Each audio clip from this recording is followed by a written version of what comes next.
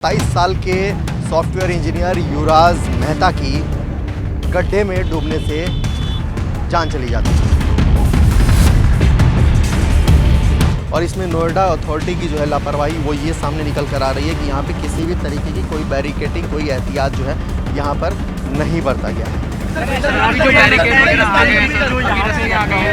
ऐसा और भी नोएडा में हो सकता है क्योंकि रोड ऐसी ही बनी हुई है। अभी हम लोगों ने शुरुआत की है, जब सारे निष्कर्ष आ जाएंगे फिर आपको बताएंगे। मेरी फैमिली बहुत ज़्यादा डरी हुई है, तो मैं सच्चाई बताऊँ, मेरी माता बहुत ज़्यादा डरी हुई है, मेरे पिताजी भी बहुत ही ज़्यादा डरे हुए हैं कि हमने इतना बड़ा मुद्दा इंटरनेशनल लेवल तक मैंने ये केस पहुंचा दिया कल से, सच बोलते बोलते। तो लेकिन कुछ लोग मेरे पीछे इस कदर लगे हुए हैं किसी तरीके से इसको उठा के डिब्बा में पटक दो और बंद कर दो 2-4 दिन को। उसके पापा वेट कर रहे थे उसका, एंड उसने अपने फ्रेंड्स को, अपने कलीग्स को सेक्टर 92 नोएडा में ड्रॉप किया है, एंड अराउंड 11-10 पे उनको ड्रॉप किया है। उसके बाद वहाँ से आते हुए और यहाँ पे वो गाड़ी गिरी है। गिरने के बाद उसने ही वो सो इंटेलिजेंट कि उसने टाइम लगाया, उसने सारे शीशे बंद करे हैं और वो सनरूफ से बाहर निकला है।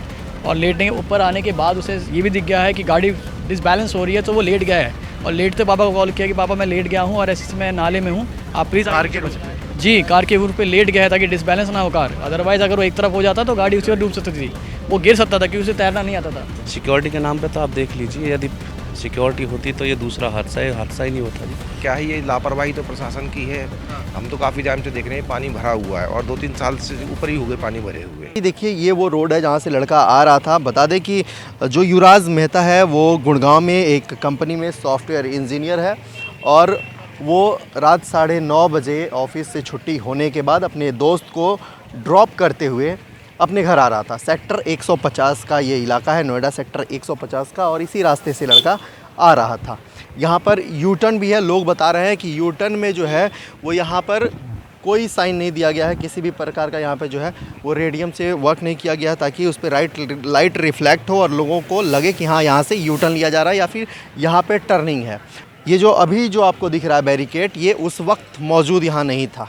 शासन प्रशासन के हाथ पांव सूज गए हैं। लोग कह रहे हैं कि जब वो लड़का 11:50 में अपने दोस्त को घर पे ड्रॉप करते हुए जब अपने पिता को आखिरी कॉल किया तो उसने कहा कि हम आते हैं साथ, क्योंकि लड़के के पिता मम्मी है नहीं। मम्मी की 2 साल पहले जो है वो किसी ट्रेजेडी में उन घटना के दौरान उनकी जो है वो जान चली गई। ऐसे में पापा और बेटा जो है दोनों एक साथ रात में जो है वो डिनर करते थे।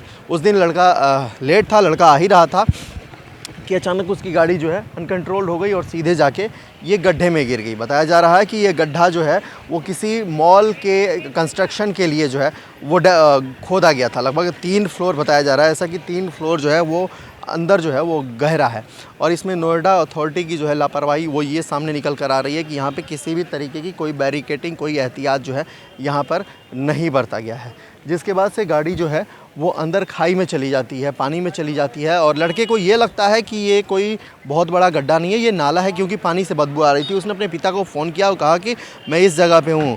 आप बिलीव नहीं करेंगे कि लड़के के पिता जो है वो 15 से 20 मिनट, लगभग 12-15 में यहाँ पे पहुँच चुके थे। एक पिता जो है वो अपनी आँखों के सामने अपने बेटे की जान जाते हुए देखा। कितनी पीड़ा हुई होगी, शायद ये महसूस, मेरे पास शब्द नहीं है कि मैं बता सकूं, ये महसूस करने की चीज़ है। और उसके बाद जब मीडिया के द्वारा और लोगों के द्वारा जब इस पे सवाल खड़े किए गए तब जो है शासन प्रशासन की आंख खुली है, नींद टूटी है और यहाँ पर अभी सैकड़ों के तादाद में जो है वो पुलिस प्रशासन की तैनाती है। यहाँ पे आसपास रहने वाले जो नागरिक हैं वो भी यहाँ पर मौजूद हैं, वो भी लगातार ये आरोप लगा रहे हैं कि ये शासन प्रशासन की जो है नाकामी है जिसकी वजह से एक लड़के की जान चली गई। देखो, सबसे पहले सबसे बड़ी चीज़ मैं मानता हूँ इंसानियत। अगर इंसानियत जिंदा है तो सब चीज़ जिंदा है, ठीक है जी। वो मेरा माजाया नहीं था, लेकिन मेरे दिल में इतना दर्द उठा था कि भाई को किसी तरीके से मैं बचा लूँ। ये बोल के मेरे साथ कुछ भी होता है ना, इसका जिम्मेदार प्रशासन होगा। मेरे पास दबाव है बहुत ज़्यादा। मीडिया को हटते ही सीधे घर पहुंचेगी पुलिस जी। मीडिया को हटते ही मतलब मेरी फैमिली बहुत ज़्यादा डरी हुई है, तो मैं सच्चाई बताऊँ, मेरी माता बहुत ज़्यादा डरी हुई है, मेरे पिताजी भी बहुत ही ज़्यादा डरे हुए हैं कि हमने इतना बड़ा मुद्दा इंटरनेशनल लेवल तक मैंने ये केस पहुंचा दिया कल से, सच बोलते बोलते। कोई गलत काम नहीं किया, सच बोलते बोलते। लेकिन कुछ लोग मेरे पीछे इस कदर लगे हुए हैं किसी तरीके से इसको उठा कर डिब्बा में पटक दो और बंद कर दो 2-4 दिन को, या फिर इसको जेल में ही पटक दो सीधा, फिर ये केस खत्म होते ही फिर इससे हम अपनी दुश्मनी निकालेंगे। और ये बात मेरे साथ 100% होगी, ठीक है जी, ये बात मेरे 100% होगी। मैंने जो चीज़ें सच बोली है, मैं किसी के खिलाफ नहीं बोला। अगर सच नहीं सुन सकते तो उस महकमे से दूर हो जाओ। अच्छा चलो, क्यों सर? ये, जी ये नहीं। हम लोग बात करते हैं हाँ, शाम की। जी। आपके साथ कितने साथी और थे जो उस समय आपकी मदद कर रहे थे? जिस टाइम परसों रात जो वो भाई मतलब गिरा था 16 तारीख की रात को, उसमें से मतलब 2-4 भाई थे जो मेरा नाम ले लेके मुझे कह रहे थे भाई जा, लेकिन ये भाई मेरे पास वहाँ मौके पे मौजूद था जी। इन भाई ने बोला कि मोनिंदर भाई अभी आवाज़ आनी बंद हुई, आप जल्दी से जाइए। मैं कहा ठीक है भाई, मैं जा रहा हूँ। ये मेरे दोस्त हैं, ये जेप्टो में है, मैं फ्लिपकार्ट में, लेकिन जेप्टो और फ्लिपकार्ट की दूरी मात्र 100 मीटर की है। ये हमारे ये भाई से 1 साल से मुलाकात है। रात को 11:15 बजे केस हुआ था। उसी केस में होने के बाद कम से कम 1:30 से 2 बजे तक वो लड़का तड़पा है बहुत बुरे तरीके से। उसने लास्ट टाइम डूबते वक्त अपने पापा से ये भी बोला है, पापा मैं मरना नहीं चाहता, प्लीज़ मुझे बचा लो। गाड़ी अब पानी में जा रही है, पापा प्लीज़ मुझे बचा लो। लेकिन कोई भी पानी में नहीं दागा। कम से कम 125 लोग थे। मैं आया, मैंने सिचुएशन देखी, मैंने पूछा क्या सीन है। बोल रहे थे कि अभी 5 मिनट पहले ही लड़का की आवाज़ आने बंद हुई है और वो लड़का 11:15 बजे से पानी में पड़ा हुआ है। मैं कहा अच्छा। मैंने बोला तुरंत कि मैं जा सकता हूँ। कुछ सरकारी महकमे से बोले थे जो भी हैं कि नहीं आप नहीं जा सकते, आपको इजाज़त नहीं है, लगे हुए हैं। मैं कहा अंकल सर मैं जा सकता हूँ, प्लीज़ मुझ पर तैरना आता है। नो आप पे तैरना आता है? जी मुझ पर तैरना आता है। ठीक है तो आप जा सकते हैं जी। मैंने सेफ्टी जैकेट पहनी और मैं तुरंत। क्या सोचा आपने कि अपनी जान जोखिम में डाल के आप बचाने की कोशिश करने के लिए उतर गए? जी मुझे इतना कॉन्फिडेंस था मैं इसमें डूबूंगा नहीं, लेकिन मेरे दिल को तसल्ली ये मिल जाएगी 5 मिनट पहले अगर लड़के की आवाज़ आनी बंद हुई है, क्या पता वो बेहोश हो गया हो। गाड़ी के ऊपर लेटा हुआ था, क्या पता वो गाड़ी के ऊपर ही बेहोश होगा। कोई 1% अगर वो बचाने की उम्मीद होती तो मैं उसे 100% बचा देता। अच्छा, प्रशासन की मौजूदगी के बावजूद जो है आप ही क्यों पानी में उतरे? प्रशासन की देखो जी, पुलिस वालों के पास तो वो सेफ्टी नहीं थी जो और होती हैं, ठीक है जी, जैसे कि सेफ्टी जैकेट हो गई है और नाव वगैरह, रस्सा वगैरह। लेकिन पुलिस ने मौके पे फायर ब्रिगेड को बुला दिया था। लेकिन आपके पास भी तो नहीं थी। आपको पुलिस ने थाने में भी बैठाया था? जी। कितने घंटे बैठाया था? कब से कब तक बैठाया था? कम से कम 4 घंटे। क्या कह के बुलाया था जी कि जो हमारे सीनियर अधिकारी हैं उनसे आपकी मुलाकात कराएंगे। फिर एक और वीडियो आपका वायरल हो रहा है थाने के बाहर, जिसमें आप कह रहे हैं पुलिस समय से रेस्क्यू ऑपरेशन कर रही है, जान बचा रही है। जो उन्होंने बनाई थी तोड़ मरोड़ के, आप उसमें सच्चाई जो भी चीज़ है वही देख सकते हैं। देखो मैं एक हूँ तो बालक ही, ठीक है जी, मैं कोई नेता तो हूँ नहीं कि मेरे पीछे फोर्स है या मैं किसी को दबा दूंगा। जो जिस तरीके से मुझसे बोला गया मैं उस तरीके से वहाँ काम करता गया। ये भी कहा जा रहा है कि आप जो है डिलीवरी का सामान देने गए थे और फिर जो है अगर आप घटना स्थल पर थे तो आपका कोई एक वीडियो क्यों नहीं है? आप घटना स्थल पे कौन कह रहा है इस चीज़ को? कितने गवाह चाहिए आपको? पुलिस वालों को कितने गवाह चाहिए बताएं आप? मैं ऑन कैमरा बोलूँगा ये चीज़ के लिए कितने गवाह चाहिए? मेरे गांव के हैं, खुद मेरे गांव के हैं जी। जी 15 दिन आपके ऊपर है जी। वो हमारा मुकदमा अभी तक मेरा इस के तहत आपके मामला दर्ज है? नहीं, जो गुंडा एक्ट नहीं है वो मैं बताता हूँ क्या। अगर गुंडा एक्ट होती तो मैं जिला बदर होता इस टाइम। वो हमारा पारिवारिक मामला है, चाचा ताऊ का। कब का मामला है? कहा जो हमारा 40 साल पुराना मुकदमा है, मतलब हमारे पापा जो बड़े पापा छोटे पापा उनका मैटर है। अगर उस चीज़ को लेकर पुलिस वाले सोच रहे गुंडे हैं वो चीज़ है तो ये चीज़ गलत है। पुलिस वाले अगर मेरा एक भी केस कहीं बाहर का, मेरी फैमिली से बाहर का दिखा दे तो जिसमें कुत्ता खाए उसमें खबा देना। अच्छा, पुलिस प्रशासन और आपका दोनों बयान अलग अलग आ रहा है, आपके ऊपर कोई दबाव है पुलिस प्रशासन? नहीं, मेरे ऊपर कोई दबाव नहीं है, किसी भी तरीके का दबाव नहीं है। बस वही लपड़ा हुआ था उसी चीज़ को लेके कि मोनिंदर आप थोड़ा इस साइड हो जाइए प्लीज, सामने मत आइए। बहुत सारी चीज़ें बोली मामले को दबाने की पूरी पुलिस ही नहीं लोकल पर्सन भी बहुत ही ज़्यादा मेरे साथ में ये बोल रहे जा रहा है कि मोनिंदर फोन स्विच ऑफ करके यहाँ से 10-20 दिन के लिए भाग जा, वरना तेरी जमानत निश्चित नहीं है, तू जेल में सड़ेगा जीवन भर, देख लेना। मैं ये बोला अगर इतना बहादुरी का काम करने के बाद भी अगर जेल में सड़े कोई इंसान तो फिर तो इंसानियत मर चुकी है देश में। अच्छा, तो आपने अभी तक क्या क्या कोर्स किया जो आपको एकदम तैरना बचपन से तैरना? मैंने नहीं, मुझे 15 साल से तैरना आता है जी। 8-9 साल की उम्र से मैं तैरने लगा था, मेरी 26-27 साल उम्र है जी। उसके फादर भी रहे होंगे उस समय जब आप? जी, उनके पिताजी ने लाइव मौत देखी है। उसने लास्ट टाइम ये बोला था, पापा गाड़ी पानी में अंदर जा रही है, प्लीज मुझे बचा लो, मैं मरना नहीं चाहता, ये बोला था। बहुत ही दर्दनाक और भयानक घटना थी। सब वक्त था जिस बाप के सामने अकेला बेटा हमेशा के लिए खो गया, वो बहुत ही दुखद घटना है और ऐसा कभी ना हो। मैं नोएडा अथॉरिटी से कहना चाहूँगा कि कोई ऐसा पुख्ता इंतजाम किया जाए जो आगे को ऐसी जगह पे घटना ना हो। और ये पानी को, और देखो ये पानी भी किस चीज़ का है, जो नोएडा सेक्टर 150 में जितनी भी सोसाइटी है उनका वेस्ट वाटर यहाँ के कलेक्ट होता है। क्या होता है, ठीक है, पात ऐसी कोई ऐसी कोई सुविधा नहीं कि 150 से कहीं बाहर भेजा जाए। या ये जब जिस टाइम ये प्लॉटिंग कंप्लीट होगी फिर कहाँ भेजेंगे पानी को? ये वही फ्लिपकार्ट डिलीवरी एजेंट है जो रात को 1 बजे गड्ढे में पानी में उतर कर जो है वो युवराज की जान बचाने की कोशिश की। हालांकि तब तक बहुत देर हो चुकी थी और युवराज अपनी जान खो चुके थे। और ये सामने आप देख सकते हैं कि यही वो गड्ढा है जहाँ पर अभी गाड़ी जो है वो सर्च अभियान तमाम एनडीआरएफ के सर्च अभियान के द्वारा जो है गाड़ी को अभी रेस्क्यू किया जा रहा है, निकाला जा रहा है। लेकिन सवाल अभी भी जो है वो यहाँ के शासन प्रशासन, नोएडा अथॉरिटी, पुलिस प्रशासन पे ही उठ रहे हैं। 27 साल के इंजीनियर युवराज मेहता जिसकी पानी में डूबने से जिसकी मौत हो गई, ये कहें कि यहाँ पे सरकारी सिस्टम की जो नाकामी थी उसके चलते उसकी जान चली गई। उस युवराज के एक दोस्त हैं, भाई हैं, इनसे हम जानेंगे कि उस रात आखिरी जो इन लोगों की बातचीत हुई थी फ़ोन कॉल पे वो क्या था, किस तरीके से इन्फॉर्मेशन जो है वो शेयर किया गया था। क्या नाम हुआ आपका? मेरा नाम पंकज टोकस है, मैं युवराज का फ्रेंड हूँ, भाई हूँ। हाँ जी, तो मेरी दोस्त से बात काफ़ी दिन पहले, 2-3 दिन पहले ही हुई थी और आखिरी कॉल उसने पापा को मिलाई थी। एंड उसने यहाँ पे अपने कुछ फ्रेंड्स कलीग्स को, मतलब 9 बजे 9:30 बजे गुड़गांव से निकला है वो, और वो सेफली वहाँ से निकला कि पापा मैं सेफली आ रहा हूँ, आप चिंता न करें, क्योंकि दोनों बाप बेटे साथ में बैठे खाना खाते थे रात में। उसके पापा वेट कर रहे थे उसका। एंड उसने अपने फ्रेंड्स को, अपने कलीग्स को सेक्टर 92 नोएडा में ड्रॉप किया है।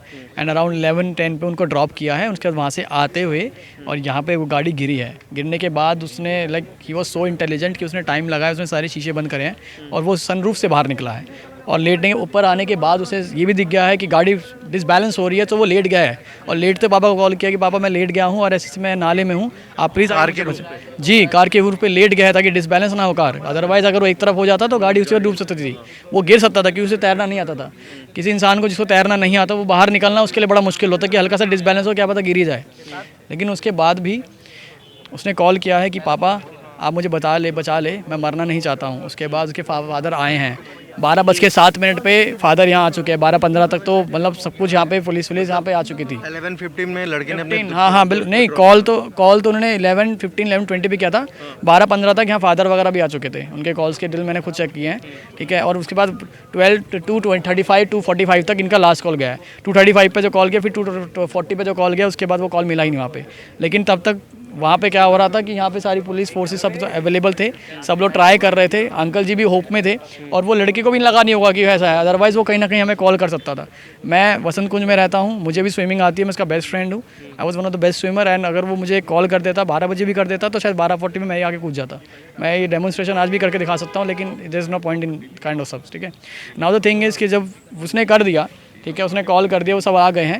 Police was not able trace, क्योंकि यहाँ पे चलो अंधेरा था, एक उनका भी सेंस है कि वो बहुत अंधेरा था। एंड आई एम लायबल की, ठीक है, पुलिस ने सबने बहुत सपोर्ट। गाड़ी की लाइट अंदर ही चल रही होगी, नहीं दिख रही होगी उनको, यहाँ डीप था। तो उसने कॉल किया है, पापा ने बोला कि बेटा तुम देख नहीं रहे हो। ये वो सो इंटेलिजेंट, उसने टॉर्च दिलाई है वहाँ से, बोला कि आप इधर उधर ना देखे, आप मेरे पास आए। और उन्होंने एग्जैक्टली बताया कि मैं कहाँ हूँ। और आज भी वो वीडियो शायद आई थिंक आप सबके पास होगी, राइट। उसने पूरा टॉर्च 2 घंटे उस लड़के ने टॉर्च जला के बताया कि मैं कहाँ हूँ। और उसके बाद भी पुलिस सिर्फ यहाँ देख रहे थे, ट्राई कर रहे थे। वो एनडीआरएफ को टीम को बुला रहे, कोई गाजियाबाद से आ रहा है। This is total mess, right. आप इतने बड़े सोसाइटी एरियाज़ में रहते हैं, यहाँ सब कुछ अवेलेबल है, यहाँ सोसाइटीज़ है, यहाँ लोग हैं, यहाँ पे बात है। तो अगर आप पुलिस को लगता था कि यहाँ पे तैराक एनडीआरएफ अभी दिख रही है, वो उस समय एनडीआरएफ और यहाँ पे लेट आई है, सिर्फ मुकद्दर बन के देख। जी वो आम लोग, जी बिल्कुल, वो थोड़ा सा बता रहे हैं लेट भी आई हैं, उन्हें समय लगा आने से। वो गाजियाबाद से आए हैं वहाँ से। और अगर पुलिस को ये लग रहा था कि भाई यहाँ पे नियरेस्ट थाना कितना दूर है? नॉलेज पार्क का थाना है यहाँ पे। मैं जी यहाँ का रहने वाला नहीं हूँ, तो मुझे नहीं पता एग्जैक्टली कितना दूर है। बट जितना मेरे अंकल जी से बात हुई है, वो कहना था कि पुलिस आ गई थी, समय पे ही आ गई थी। लेकिन क्योंकि वो पानी अंदर वो जाने से डर रहे थे, उनका कहना था कि यहाँ सरिये हैं, यहाँ पे कुछ कंस्ट्रक्शन हुआ है, लग सकती, तो let us wait for the teams. तो वो वेट कर रहे थे, उनको भी उम्मीद नहीं थी, उनको भी दिख रहा था, शायद कहीं ना कहीं पुलिस वालों की भी यही है कि उनको दिख रहा था कि लड़का भी है और टीम्स आएगी तो ये बचा लेंगे। उनकी उम्मीद में भी रहा होगा, मैं किसी को इसमें नेगलेक्ट नहीं करूँगा। पर हाँ, पुलिस वालों को भी उम्मीद रही होगी, सबको रहेगी कि हम बचा ही लेंगे। थोड़ा और समय तो खुद गए नहीं, तो हाँ वो गए नहीं, वो कहीं ना कहीं वो भी समय को गलत मान गए। थोड़ा समय का यहाँ खेल बहुत ज़रूरी होता है। और अगर उनको लग रहा था कि उनको तैराक नहीं है, अगर उनमें पुलिस में किसी को तैराकी नहीं आती और वो वहाँ जाना मैंडेटरी होता है पुलिस में, तो ये मैंडेटरी है कि आप that is a question that you can ask with police only, but अगर उनको ऐसा लग रहा था तो उन्हें क्लियरली बोल देना चाहिए था अंकल जी को, क्योंकि अंकल जी उम्मीद में हाथ जोड़ के बैठे थे कि मेरे बच्चे को उन्हें बचा लेगा। जब उन्हें दिखा 2:30 बजे की लड़का वहाँ से आवाज़ देना ही बंद हो गया और अभी तक अंदर नहीं गए हैं, तब वो रोड पे भागे हैं लोगों को। उन्होंने बताया मुझे कि अंदर गए हैं रोडों के पास और जाके गाड़ी रुकवा के हाथ जोड़ा कि अगर आपको स्विमिंग आती तो प्लीज़ मेरे बच्चे को बचा लो। आप सोचिए कितना हेल्पलेस फादर होगा जो उसने 1.5 घंटा अपने बेटे को यहाँ हेल्पलेस बोलते हुए, मतलब उसने जान दी है। और वो अब वो फादर के लिए सब कुछ था, उसका एक ही लड़का था वो, और उनकी जो बेटी है वो यूके में सेटल्ड है। अब उनके यहाँ कुछ नहीं बचा है, उनका सिर्फ बेटा ही सब कुछ था। अब आप सोचिए उन्हें क्या आश्वासन, वो यही सोचेंगे रात भर, यही सोचते हैं कि काश मेरे को स्विमिंग आती, काश मैं कूद जाता। मैं एक बार को कूदने पे हो गया था, लेकिन मैं भी मर जाता और शायद ये लोग मुझे जाने नहीं दे रहे थे। एक बार को लास्ट में कूदने को गया था, मुझे रोक लिया गया इन्होंने कि तुमसे नहीं हो रहा तो लग मैं ही कूद जाता हूँ। इनके पास सारे इक्विपमेंट्स थे, कह रहे कि शॉर्टेज ऑफ इक्विपमेंट से, एक टायर भी नहीं था इनके पास अंदर जाने के लिए। तो इस चीज़ से ज़्यादा बढ़कर तो कोई चीज़ ही नहीं है। अगर मैं सुबह आया हूँ यहाँ पे मतलब और ये कहें कि अगर समय रहते प्रशासन अगर एक्टिव हुई होती, इक्विपमेंट उनके पास हो, उनके पास ट्रेनिंग नहीं थी, उनके पास इक्विपमेंट्स नहीं था। एंड मुझे समझ नहीं आ रहा कि इसमें ऐसी क्या ट्रेनिंग चाहिए थी जो इनसे बचाया नहीं जा रहा है इन चीज़ों के लिए। अगर यहाँ सरिये भी है, क्योंकि अगर ऐसा था तो वो जो जोमेटो वाले पर्सन आए वो भी तो इसमें कूदते गए, राइट। उन्होंने भी तो 20-30 मिनट डाला है। तो अगर अपनी एक आम आदमी अगर कूद सकता है तो पुलिस जो ट्रेन पर्सन है वो क्यों नहीं जा पा रहे इसके अंदर। और यदि एनडीआरएफ के पास 200 मीटर भी रस्सी रहती ना, तो एक रस्सी उधर से जाके वहाँ सामने पकड़ लेते, एक छोरी इधर पकड़ लेते, रस्सी को पकड़ के आदमी वहाँ पहुँच जाता, 2 मिनट में पकड़ के निकाल लेता। ये इन लोगों के तो बहुत ट्रेनिंग होती है इन चीज़ों की, इसमें कोई नई बात है क्या? सही बात है। घंटे गाड़ी पौने 2 घंटे गाड़ी यहीं के रहने वाले हैं? हाँ जी टाटा वो टावर घटना हुई उस समय आप कहाँ थे? हम यहीं थे सर। यहीं थे? हाँ जी क्या कुछ आपने देखा और क्या कुछ यहाँ पे प्रशासन की कमियां नजर आई यहाँ पे? प्रशासन की कमी ये रही कि लगभग 1 घंटे 45 मिनट तक ये वाक़या चलता रहा। इसमें एनडीआरएफ वगैरह आ चुकी थी और एक लड़का है जो फ्लिपकार्ट में जॉब करता है। उससे पहले की घटना है कि यहाँ पे ट्रक गिरा था, तो वो ट्रक का जो ड्राइवर था वो भी उस लड़के ने बचाया था। और इवन वो ऐसे मानिए कि 10 मिनट लेट हो गया था आने में, यदि वो 10 या 15 मिनट पहले आ जाता तो वो लड़का जैसे अंदर गया था रस्सी बांध के, अगर वो पहले आ जाता तो बच्चे उसकी जान बच सकती थी। लड़के से पहले यहाँ पे पुलिस प्रशासन सब कुछ अवेलेबल था जी, लेकिन उनके द्वारा कोई भी मतलब एक्शन उन लोगों में से आवाज़ आ रही थी कि यहाँ पे सरियाएँ वगैरह लगी हुई हैं, ये लगने का डर है एंड ऑल। तो वो जो डिलीवरी बॉय था फ्लिपकार्ट में जो काम करता था, उसे ये सब चीज़ें नहीं पता थी कि यहाँ पे सरिया? उसे सब कुछ पता है, लेकिन वो यहीं लोकल का ही बंदा है, तो कहीं ना कहीं एक मेंटलिटी बहुत स्ट्रांग होती है और कहीं ना कहीं एक एनर्जेटिक लेवल अलग होता है उन लोगों का। मैं भी गांव से ही हूँ, लेकिन यहाँ शिफ्ट हुए हम लोग। तो लाइक सीधी बात यह है कि आपका अपना है, कोई भी है, जब आदमी मरता है तो आदमी को कहीं ना कहीं इतना ज़्यादा एनर्जी हो जाता है कि कहीं ना कहीं उसको सेव कर लेता है। और यही हमारा एक भारत देश में वसुदेव कुटुंबकम का जो नारा है वो ऐसे ही नहीं दिया गया जी। ठीक है, आप लोग करोड़ों करोड़ों के यहाँ पे बंगले में रहते हैं, यहाँ पे अपार्टमेंट्स में अपना फ्लैट ले रखा है, सिक्योरिटी के नाम पे क्या व्यवस्था है? सिक्योरिटी के नाम पे तो आप देख लीजिए, यदि सिक्योरिटी होती तो ये दूसरा हादसा ही नहीं होता जी। आप ये देखिए लेविश करके लिखा हुआ है 3.5 करोड़ रुपए का 3 BHK एंड 5 BHK अपार्टमेंट। आप यहाँ से 10 कदम आगे चले जाइए, पहले ही बोला है मैंने आपको ना, सिग्नल्स नहीं आएंगे। वो सौभाग्य था उस बच्चे का या उस मेरे भाई का जो यहाँ पे गिरा। सामने गिरता तो अपने मोबाइल नेटवर्क से भी, हाँ, पेरेंट्स से भी कोऑर्डिनेट नहीं कर पाता वो। और यहाँ पे एक वो लगाया हुआ था, क्या बोलते हैं, यू टर्न के लिए। वो यू टर्न तब दिखता है जब गाड़ी थोड़ा सा टर्न हो जाती है, जबकि वो यहाँ लगना चाहिए था। रेडियम है लेकिन वो आगे लगा हुआ है काफ़ी। देखो वो लगा हुआ है, गाड़ी जब थोड़ा सा टर्न हो जाती है तब उस पर लाइट जाती है। आप यहाँ से सामने से दिखाओ, ये मार्क यहाँ होना चाहिए या वहाँ होना चाहिए, आप बताएं। लाइट यहाँ आएगी ना, क्योंकि सामने से आएगा, यहाँ आना चाहिए।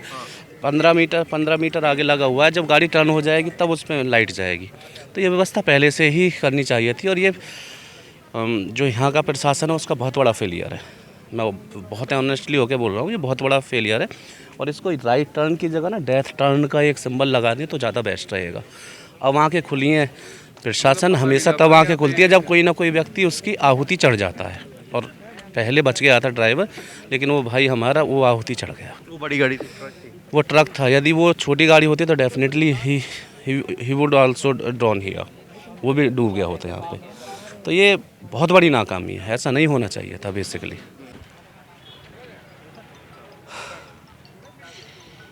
जिस तरीके से एक 27 साल के लड़के की जो है वो जान चली गई है, उसके बाद तमाम सवाल उठने शुरू हो गए हैं कि अगर ये कोई सांसद की गाड़ी होती, मंत्री की गाड़ी होती, सांसद के बेटे की गाड़ी होती, अगर वो डूब रहा होता तो क्या पुलिस प्रशासन यही बात कह रही होती कि पानी का जो टेम्परेचर है वो बहुत ठंडा है और यहाँ पे कंस्ट्रक्शन हुआ है, रड निकले हुए हैं, हम अंदर नहीं जा सकते, जान जो है, जान को खतरा है अंदर घुसने के बाद।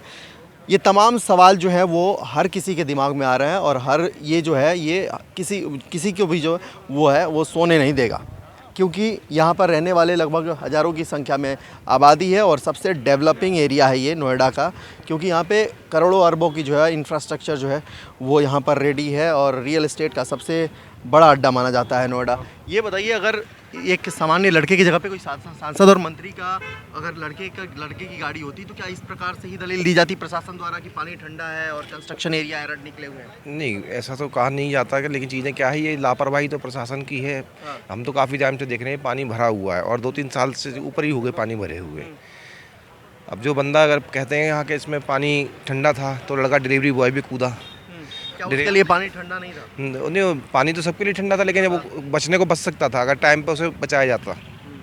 पुलिस प्रशासन आया, उसके बाद में फायर ब्रिगेड आई, उसके बाद में NDRF आई, लेकिन उनके पास साधन नहीं थे, वो कूदे नहीं, बोले ठंडा पानी है। जब वो इंतजार था या क्या था वो तो यही जान सकते हैं। बहुत ही आसान होता है कि जब कोई मामला इस तरीके की कोई बड़ी घटना हो जाती है उसके बाद किसी को सस्पेंड कर देना, डिपार्टमेंट से हटा देना, ये सारे जो सवाल जो उठ रहे होते हैं उसके जवाब में ये सारे काम किए जाते हैं, ताकि एक्शन लिए जाते हैं, ताकि किसी प्रकार से फिर से जो है शासन प्रशासन पर वो सवाल नहीं उठ सके। इस मामले के बाद जो है नोएडा CEO लोकेश M जो हैं उनको जो है बर्खास्त कर दिया गया है और इसके बाद अभी जो है आप देख सकते हैं यहाँ पे NDRF की जो है सर्च ऑपरेशन लगातार जारी है और इस गड्ढे से जो है वो गाड़ी निकालने की जो है वो कोशिश की जा रही है, लेकिन अब तक जो है NDRF को वो सफलता नहीं मिल पाई है। यहाँ पे कई लोग हैं, यहीं भी रहते हैं आप? कहीं मैं बाहर से आए हैं। इसमें जो ये इतनी बड़ी घटना हुई, इसमें आप किसे, मतलब मेन भूमिका में आप किसे समझते हैं, किसका दोष है,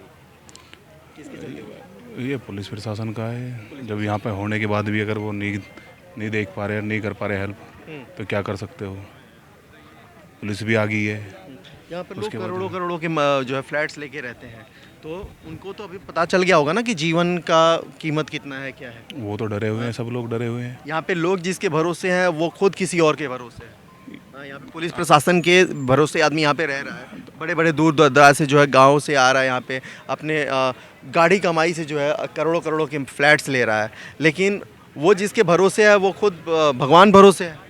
अभी तो एक लड़के को ये कहती है कि अब तो यही है, भगवान के भरोसे ही है और तो कुछ है ही नहीं।